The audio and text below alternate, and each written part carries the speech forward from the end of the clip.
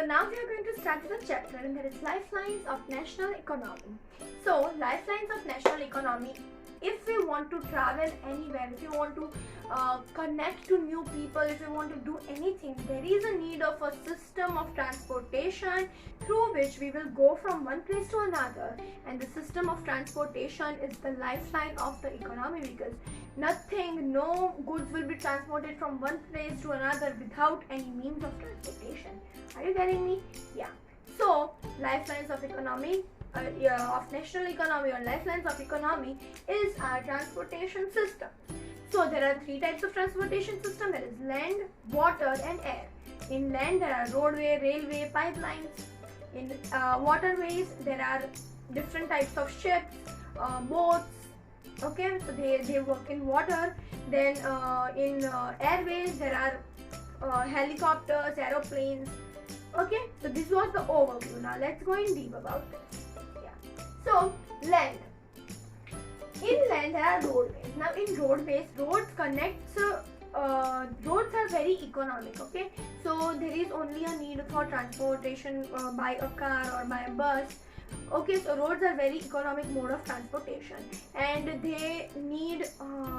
but there is one disadvantage of road, and that is they only transport only a particular amount of people. They cannot transport bulky people, so many people at the same time.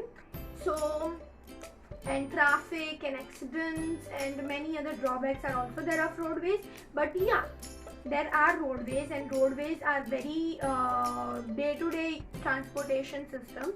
Okay, so in roadways there are 5 types of road. That is Golden Quadrilateral Highway.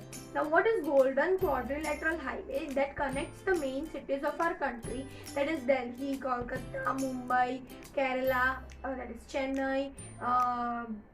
Okay, so they connect the important cities of our nation through a 6-lane highway, and that 6-lane highway is called Golden Quadrilateral Highway. Then there are many other ways which connect different states in the nation, which are known as National Highway. Then the roads which connects the state capital with the different cities in the state are known as a state highway. Then the roads which connects the district, which connects different cities in a particular district, is known as district roads. And other roads contains the roads in the borderlines. Borderlines roads are very important because in northeastern regions of our country, then in northern region of our country, there is a need for the road for transportation of armies and many war related things. Okay, weapons and stuff.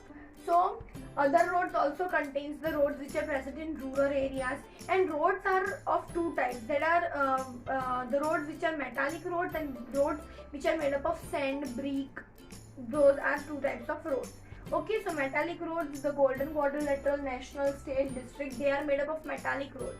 So they have tar, which we can say tar is been placed. So they are all seasoned roads, all seasonal seasoned roads. And the roads which are found in rural areas, which are made up of clay, mud, they are like last till particular seasons, and when rainy season come, they all become clay, and then they are very messy. Okay, so these are the types of roadways in our country. Then comes railways. Now railways play a very, very, very vital role, and it has been recognized that railways are the most used transportation system in our country, because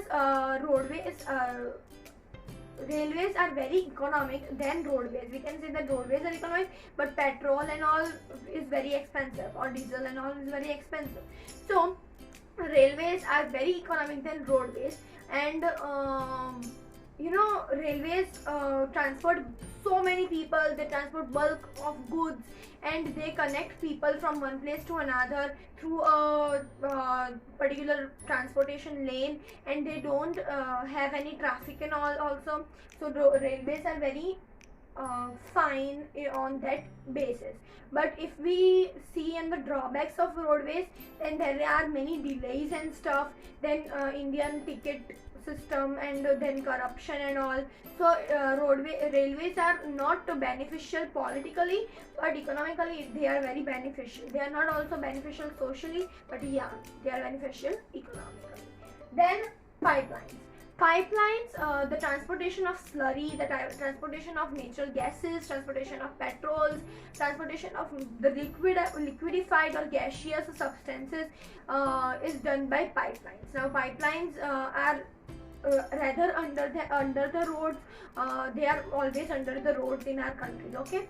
Now in pipeline, what happens is, if we need to transport any solid substance, then they are being converted into slurry, because they cannot be transported solidified. Okay, so they are converted into slurry. So pipeline transportation is basically for slurry and watery substances. Okay. Then comes waterways. Now waterways are of two types, that is inland waterway and outside or overseas waterways. So overseas waterways include the transportation through water from one nation to another nation. From India, if we want to go to any other nation, then if we go through cruise, or if we go through a huge ship, then that is done.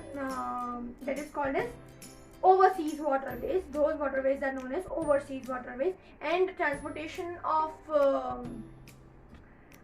from one state to another or within the nation is known as inland waterways. So there are many waterways which are inland and many waterways that are oceanic, obviously. Okay, so this was all about the waterways. Then comes airways. Airways are of two types, that is domestic and international. Now in domestic there is private and public. So in public we need to buy the ticket and go, and in private we need to book the full plane, which is private, or if we have our own private jet, then we have to park over there and we have to go in that, and then we have to book, because they need to coordinate with the place where we want to go. Yeah, so this was all about domestic. And okay, so now what does domestic means? Domestic means within the country. Okay, so private jets are mostly within the country only. As of now, they are mostly within the country only. So yeah, public and private are two types of domestic airways. Then comes international airways. International airways are the airways which transport us from one nation to another nation, that is internationally. So they are known as international highways, and that is done by helicopters, aeroplanes and many other things. Now helicopters are very useful, and Pawan Hans helicopter is a lead manufacturer of helicopters in our country. So yeah, so in helicopters we can land on very hilly regions or rough terrain regions. So helicopters are also used in rescue missions, in flood and all. So they are very useful. In aeroplanes, the helicopters contains only few people, so there is a lot of people cannot be seated into the helicopter. An aeroplane can carry over 1,000 people, and that is why aeroplanes are also very useful. Then comes communication system. Now we know that communication plays a very vital role, and before many years the only way to communicate was letters, and then that PCO came, and public communication system came, and then people went to the PCO and called from one place to another. And my parents still tell me some stories about how they used to call each other and other people. And yeah, so having telephone in a household at that time was a very forward thing. So yeah, and then slowly and gradually phones and radios, television and different things came up, and then they increased our ease to access to many information, ease to access to many different people, and that is how our communication system plays a vital role in our life. Now how am I able to communicate to you all? This is also because of the communication system. This is all because of the technology. So technological development in communication system has made our India or our national economy very good, and that is why they are known as our lifelines of economy. And I hope you like this chapter. If you did, please give it a thumbs up. Also comment down if there are any suggestion. Share this video as much as possible and subscribe to my channel. Okay. Thank you.